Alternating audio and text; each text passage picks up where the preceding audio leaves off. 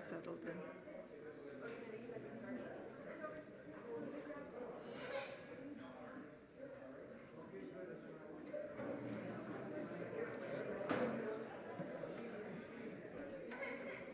Should I do it one more time?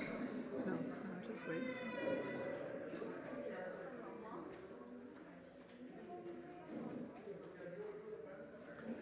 We'll just wait a few minutes for everyone to get settled. I know it's been a bit difficult with the traffic this morning. Just wait for it.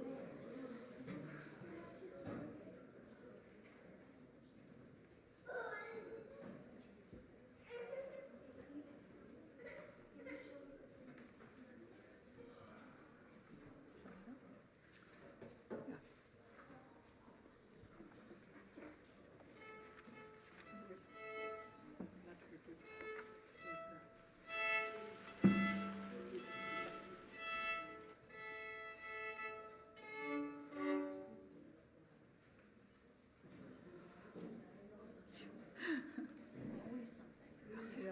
Are you okay if I just do it?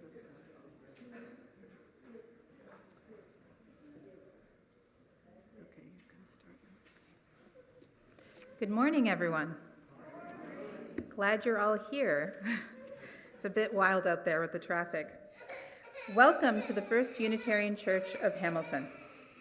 We welcome you here in the sanctuary and those who have joined us online. We ask that you turn off your cell phones during the worship service, with one important exception. Please feel free to use your phones to access our hearing assistance system, especially if you have T-coil. My name is Sonia Kumar. My pronouns are she and her, and I am this morning's worship leader.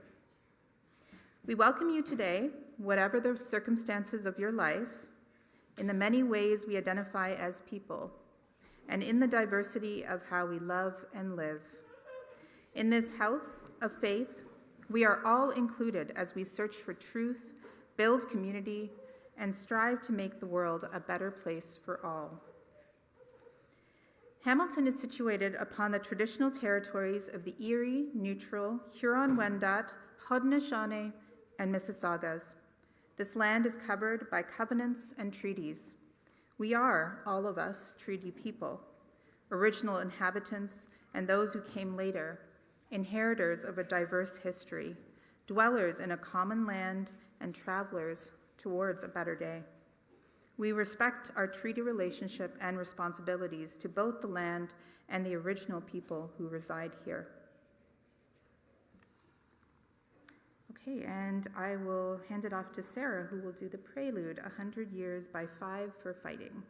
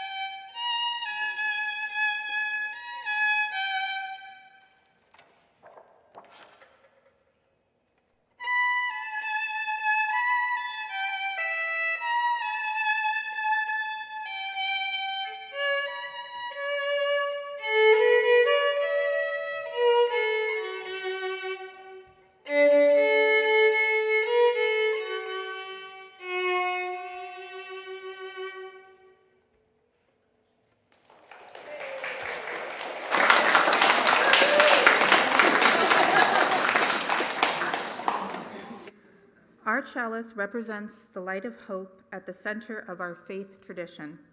The spark of this flame draws us into our time of worship and community. As I light the chalice, as Karen lights the chalice, please join me in reciting our congregation's mission statement. To nurture each other, serve the community, and inspire action that heals the world.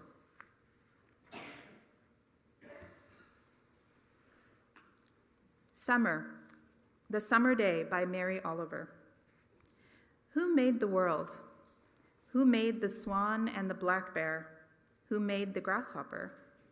This grasshopper, I mean, the one who has flung herself out of the grass, the one who is eating sugar out of my hand, who is moving her jaws back and forth instead of up and down, who is gazing around with her enormous and complicated eyes.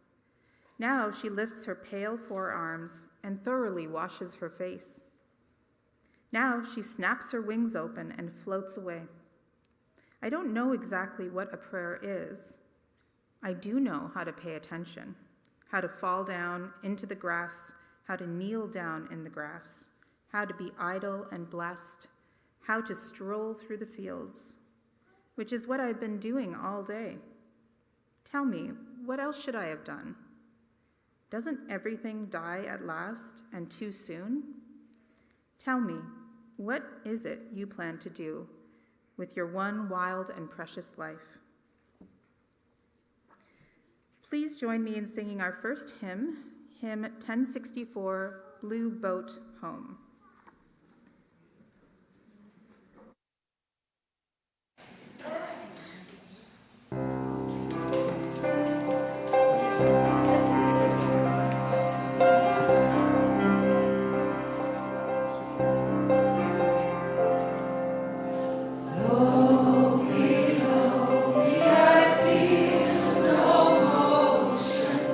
Standing on these mountains and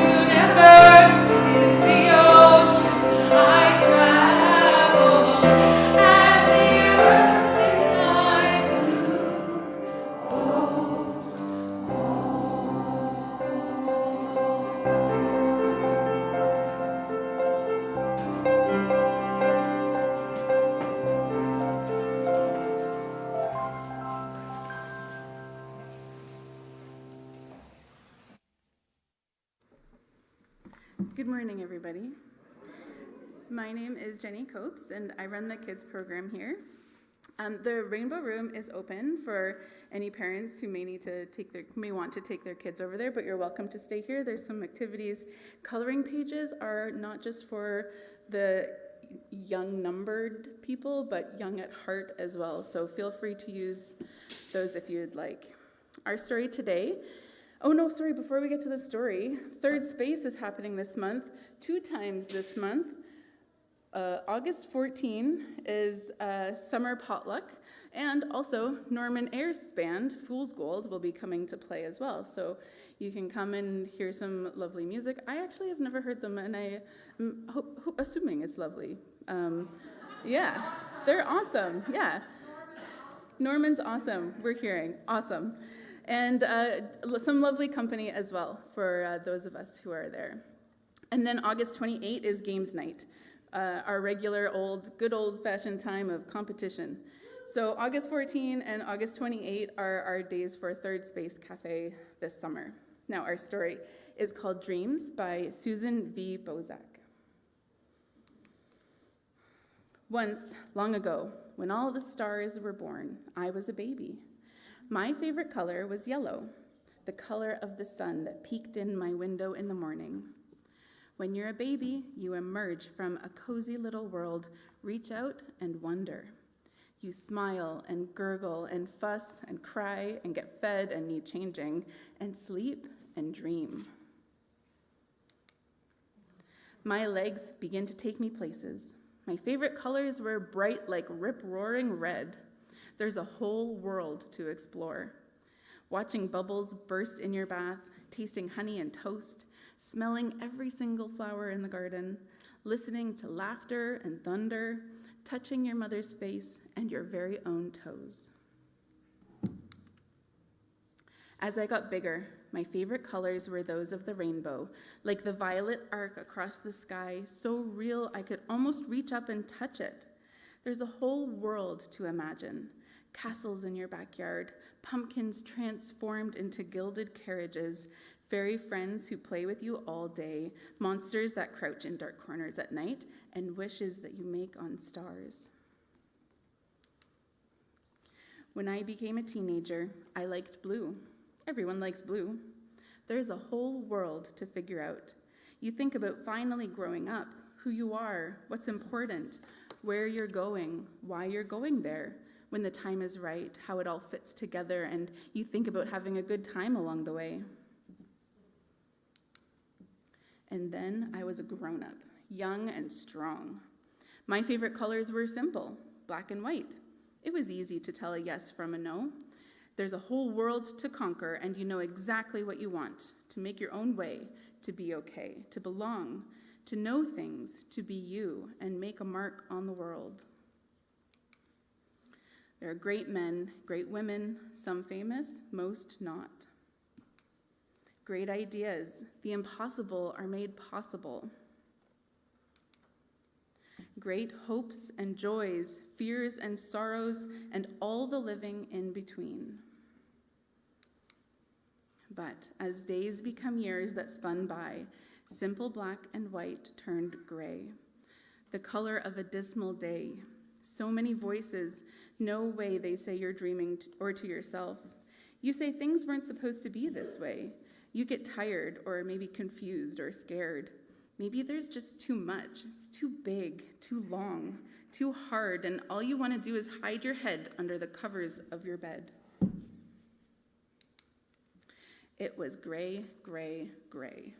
I didn't like the gray, but then something happened, and it will always happen if you're looking. It might be a simple smile, a wink, or a nod from someone you don't know. It might be a hug from someone who loves you. It might be a word or an idea carried on the wind from others, or it might just be a little nudge from deep inside. You get up, and then you understand the secret to dreaming a dream. I was older and stronger once again. My favorite color now is green, the color of go, and the color of growth. I understood that the world at its best is green. Dreams grow like seeds. They need to take root and then stretch towards the sun. They grow slowly, and they must be tended to, and sometimes a gray day gives them just the rain they need. But there's something else, too. I understood that to grow a dream, you need more than the one I was. You need the belief of childhood, the dew of youth, and the think of experience. You need all three. There's the wisdom to fill a tooth, simple and not so simple all at once. Believe, do, think. Now I am very, very old. My favorite color is yellow, the color of the billion stars that sparkle in the night sky. I have dreamed a lifetime of dreams. I reached many of them, not all, but many. Many are also changed along the way. What I have most are fine memories. When you're as old as I am, you still dream dreams, but they're different. Mostly they're wishes for those who follow. Look up into those billion sparkling stars. What dreams do you find? Little dreams, but dreams, each a hope looking for a life to make it real, a life like yours. Dream bigger with everything around you, with everything before you and after you, and with everything that is you. Thank you.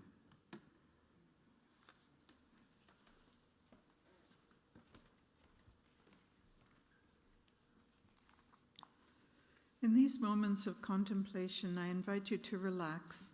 Close your eyes if you feel comfortable, and breathe deeply. Following our meditation, there will be a few minutes of silence, followed by music. During the music, you're welcome to come up and light a candle of joy or concern. Take a slow breath in, and gently let it go. Take another slow breath. Now imagine the younger versions of yourself, the child you once were.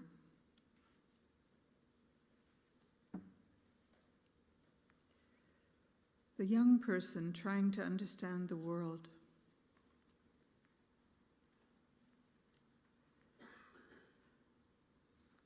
The person who loved, struggled, hoped, made mistakes, began again. None of them have disappeared. They are here, within you. You carry every age you have ever been. And now imagine the years ahead, a landscape you have not yet walked. There may be uncertainty there. There may also be spaciousness, a growing freedom from things that once seemed so important, a clearer sense of what deserves your attention, a deeper appreciation for ordinary moments.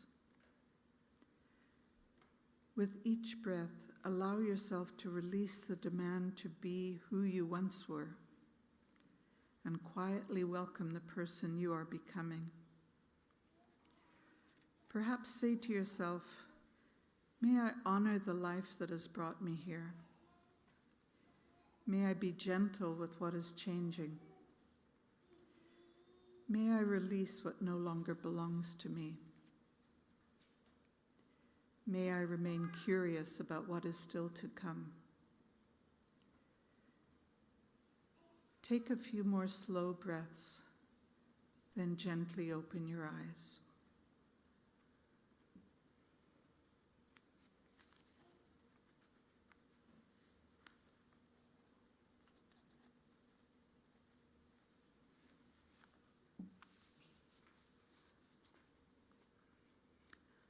Amen.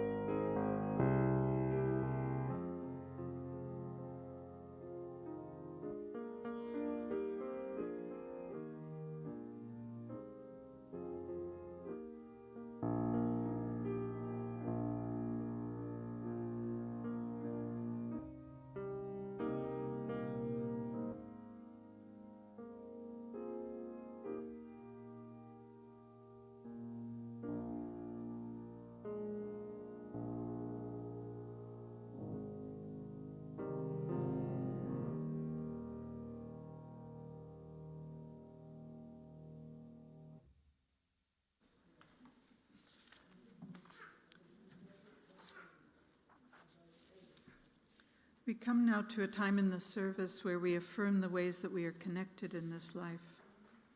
As we live into the truth that what affects one of us affects us all. In a spirit of community care, let us open our hearts to one another and to all we hold sacred. Today, Bill Fulton is submitting a gratitude, and this was something that I also wanted to share with the congregation. Bill is grateful for the amazing life of the Reverend Fred Cappuccino. He and his wife Bonnie raised 21 children and started Child Haven International, and I'll talk more about him in my reflections. Just an incredible man. Thank you, Bill, for sharing that. We also celebrate our gratitudes during this community. The work of our church is never done. There's always work going along in the background, sometimes happening in visible ways, other times unnoticed. But all of this work is worthwhile and worthy of celebration. And this morning, I'd especially like to offer gratitude to our AV Tech team, who's always there.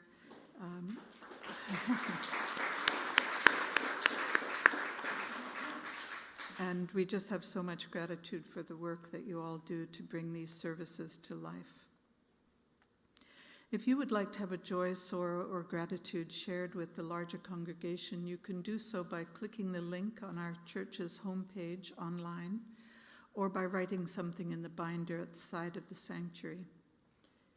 Sharing the tender moments of our life and witnessing one another is part of building the web of beloved community. May we continue to hold space for this community care and to share with courage and vulnerability.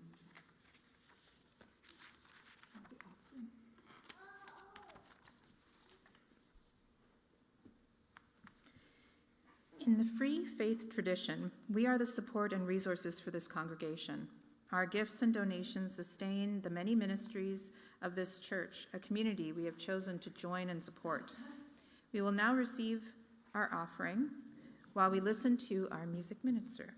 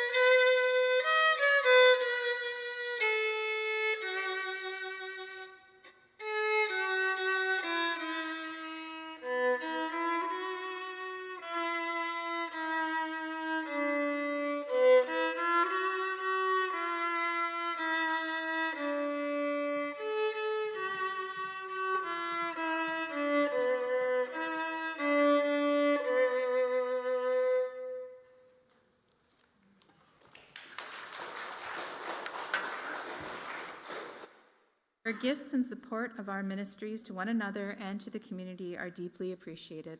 Thank you.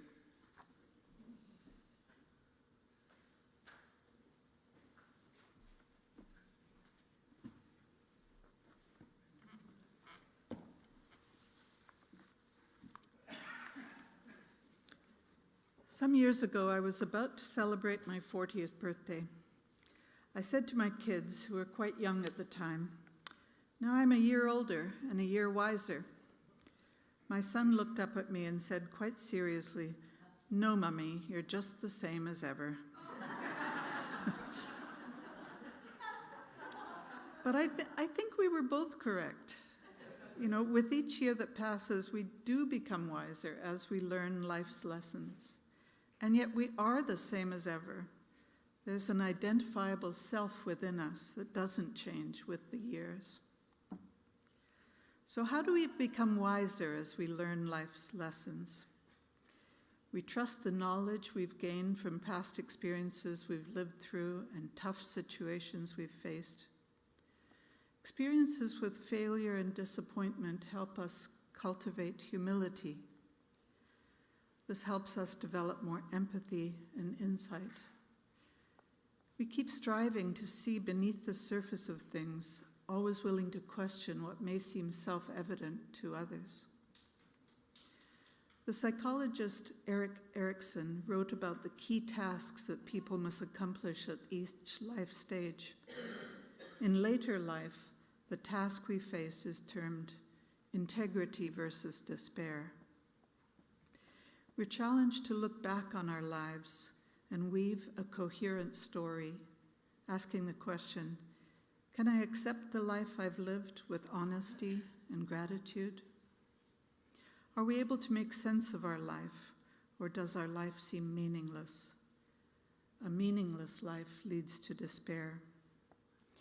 So Erikson encouraged older adults to engage in life review, where we work on weaving our memories into a coherent sense of meaning. And this process is essentially a spiritual one. To deepen our lives, we must begin with a process of pruning, cutting away all that no longer serves us. First, we need to eliminate the physical clutter that accumulates over the years. I think back a few years in my own life. We had an attic, a basement, and a shed filled with stuff, the accumulation of 30 years of family life. When we finally cleared out that clutter and moved into a much smaller space, there was such a physical feeling of relief. So prune your lives of physical clutter. That's the first step. But then comes a harder job. We need to think about pruning our emotional lives. What needs to change in the way that we relate to the world? What are we doing that no longer feeds our souls? This task requires reflection, quiet time for reflection. But how do we do this? Most of us have spent our lives in busyness, making a living, perhaps raising a family, coping with one crisis after another, or at least that's what it feels like sometimes. Now we need to slow down, go deeper. It isn't easy, but as we work on this process of emotional pruning, we find that space opens up in our lives. Pruning a garden allows space for new growth. Emotional pruning allows space for us to cultivate our spiritual lives. The Latin root word spiritus means wind or breath, or the essence of something. So spirituality is that which is concerned with the essence of life. It's our search for meaning, purpose, and connectedness. This will mean something different for each of us. For some, it might mean an exploration of a spiritual practice, such as meditation or prayer. For others, spirituality means a closer connection to nature, feeling a sense of awe and wonder that comes with contemplation of our beautiful world. And others find meaning and purpose in a life of service, to those less fortunate. Sometimes we can be inspired by examples of people who've gone before us, whose lives have exemplified spiritual wisdom in some way. As I was writing a draft of this talk, an email notification came across my inbox telling me about the death of Reverend Fred Cappuccino that Bill mentioned as well. He died at the age of 100 after an extraordinary life of courage, service, and love. I just wanted to read a few excerpts from that email. In 1965, Reverend Cappuccino joined hundreds of clergy who traveled to Selma, Alabama, to stand with those struggling for racial justice. With his wife Bonnie, he raised a family of 21 children, 19 of whom were adopted from countries around the world. Together, Fred and Bonnie founded Child Haven International in 1985, creating communities of care for children and women in India, Nepal, Tibet, and Bangladesh. Over a century of life, Fred showed what it can mean to put our Unitarian values into practice, to meet suffering with compassion, injustice with courage, and human need with generosity and action. When I think of Reverend Fred's spirituality, I believe it arose from a deep well of compassion, and it manifested in truly remarkable service at home and abroad. He also had a delightful sense of humor. I always enjoyed reading his entries in the Child Haven magazine. Fred's example is perhaps so extraordinary that most of us can't relate. I especially can't relate to the 21 children. 2 was more than sufficient, as my husband would say. More than sufficient. Yeah, 21 children, my gosh. And then all that he and Bonnie did, it's just mind-blowing. But daily spirituality need not be so extraordinary at all. It can be found in ordinary rituals that make the day feel holy. A cup of tea shared with a loved one, time spent tending a garden, a visit with a dear friend. Sometimes spiritual wisdom emerges from quiet days lived with attention and honesty. The study of other faith traditions can also contribute to one's spiritual life. In my own life, I've been inspired and comforted by philosophies from the Hindu tradition.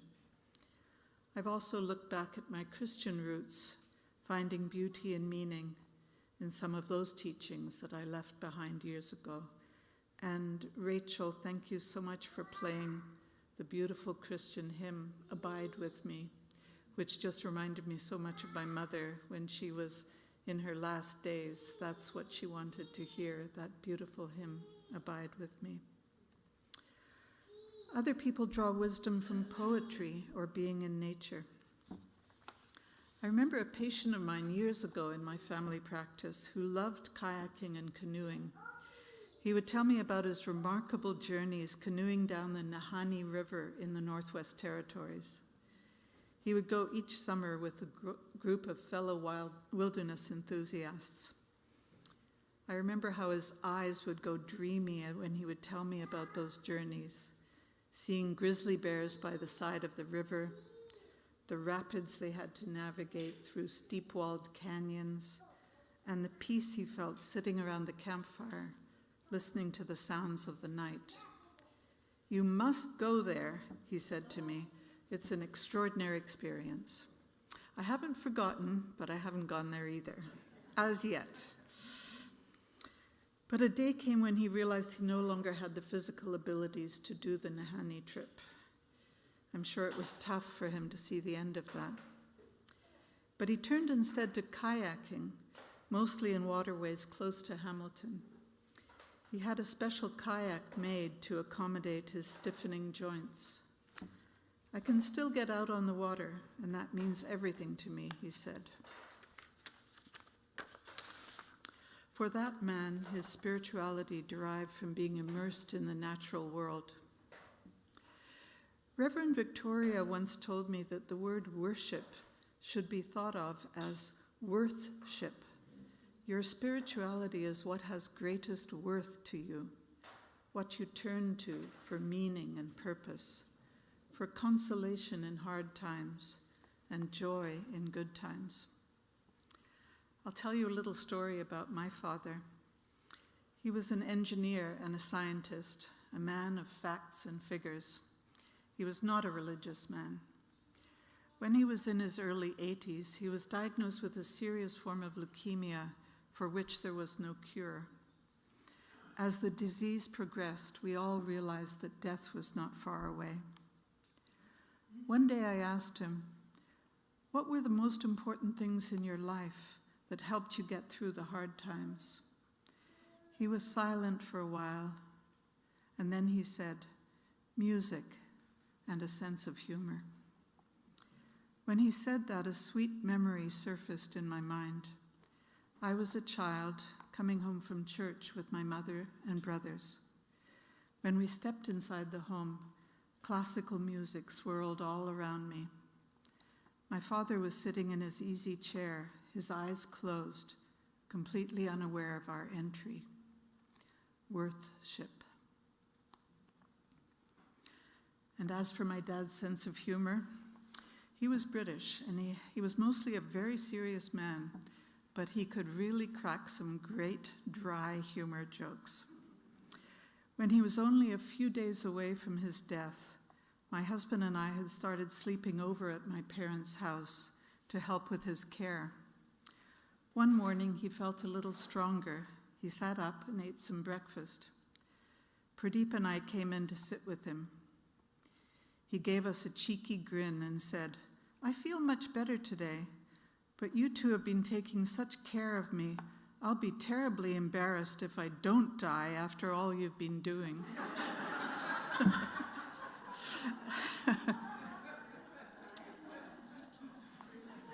But he did die about 4 days later, very peacefully, with his family all around.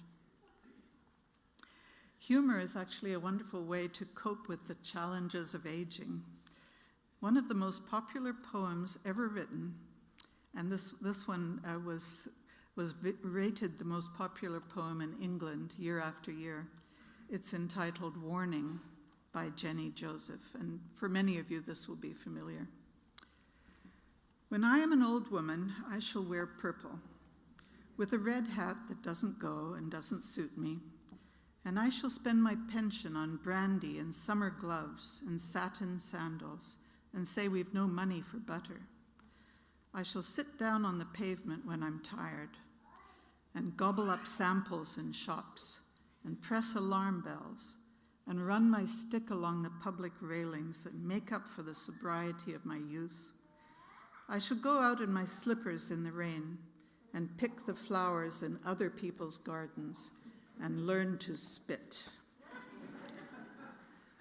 I can wear terrible shirts and grow fat and eat 3 pounds of sausages at one go, or eat only bread and pickle for a week, and hoard pencils and pens and beer mats and things in boxes. But now we must have clothes that keep us dry and pay our rent and not swear in the street and set a good example for our children. We must have friends to dinner and read the papers. But maybe I ought to practice a little now, so that people who know me are not too shocked and surprised when suddenly I am old and start to wear purple." Several major research studies have linked spirituality and meaning-making with lower risks of cognitive problems, reduced mortality rates, and improved coping strategies for chronic illness. Spiritual frameworks can help people interpret difficult experiences and maintain a sense of purpose. So many research studies have shown that spiritual engagement acts as a buffer against isolation and stress. All of us who are entering our later years are acutely aware of our own declining physical abilities. We may have friends who become ill and died. We ourselves may be struggling with some chronic illness. We have a heightened awareness of our own mortality, and therefore we must attend to what really matters in our lives.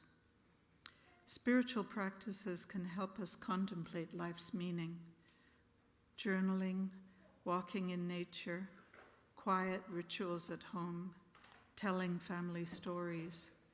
These are all spiritual ways of standing in the face of finitude with courage and tenderness. For me, a great source of spiritual nourishment is reflecting with awe and wonder about the world and the universe. Lately, I've been watching video clips by the British astrophysicist Brian Cox. You should look him up. This guy is amazing. He's a young guy who speaks with such freshness and curiosity. He encourages us to be overcome by awe as we contemplate the universe. He says, "The more you know, the more wonderful it becomes." I love to contemplate images from the James Webb Telescope. Planets, comets, constellations, galaxies, entities that are beyond human imagination. I was fascinated to attend a lecture given by Frank Ahern some time ago about deep time, the geological and cosmological history of the world, spanning billions of years. I love to think about the wonders of the world we live in. Birds and their ability to navigate using the stars, the sun, their sense of smell, and an uncanny ability to sense the Earth's magnetic fields. Creatures in the depths of the ocean who signal to each other through bioluminescence. And the wonders of the human brain. I have a 1.5-year-old grandson who has a favorite stuffed fox called Woof, who he carries around with him. The other day, I put my grandson's shoes on Woof's front paws and made Woof walk around. My grandson burst out laughing, a real belly laugh. It was adorable, and it was also fascinating. How does a sense of the ridiculous develop? So interesting. Reverend Richard Gensler is director of older adult ministry for the Encore Ministry Foundation, and he suggested some practices you could try to deepen your spiritual life. Number 1, practice showing kindness. We can almost always find a way to be kind, giving others the benefit of the doubt or making that extra small gesture. Doesn't cost much, but it contributes to our capacity for empathy and compassion. Number 2, practice care of the earth. To mitigate the most severe consequences of climate change, it's going to take millions of people making smart changes to green their lives. Number 3, practice making new connections. If we're fortunate to live long enough, we may find that our circle of friends and family diminishes in size. Practice making new connections. Be a friend to others, and let others be a friend to you. 4, practice being yourself. The goal of our spiritual journey is to become our most authentic self. Say yes to things that bring you joy, and stop doing things that don't. 5, practice generosity. When we share our gifts and resources with each other, we ourselves are benefited. When I reflected about these 5 practices, I realized that our church community provides the opportunity to make each of these practices come alive. Think about the way we share joys and concerns at each service. And I know that Pat Ertel, there she is in the front row, I love to call people out, has been writing cards to people in our community who've shared their sorrows for many, many years. How many years, Pat? Since 1981, imagine. And our caring committee reaches out to those in our community who are isolated or going through a tough time. Then there's our climate action group, who works on many initiatives to address climate change. Just a reminder to fill out your climate survey, climate summer challenge sheet. Here it is. And if you have a young kid in your family, please do this gratitude nature scavenger hunt. My granddaughter just loved this. And on the back are all the different things you can do to challenge yourself for the climate.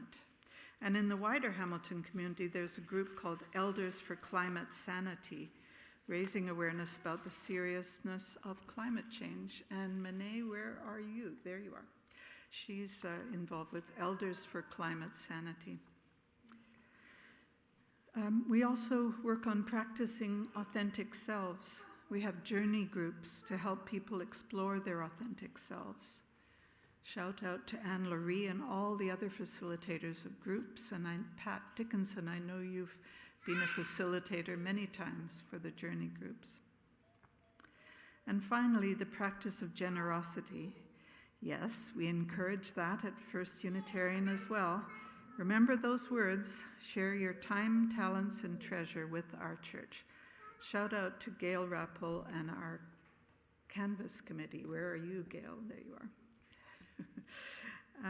So to end this talk, I wanted to reflect about our extraordinary natural world, with wonders we perceive and others we can't even dream of, our universe with its mind-blowing dimensions, and our human intelligence, which continues to produce more and more remarkable advances. May we continue to experience radical amazement as long as we live. And now let's sing our second hymn, number 311, Let It Be a Dance.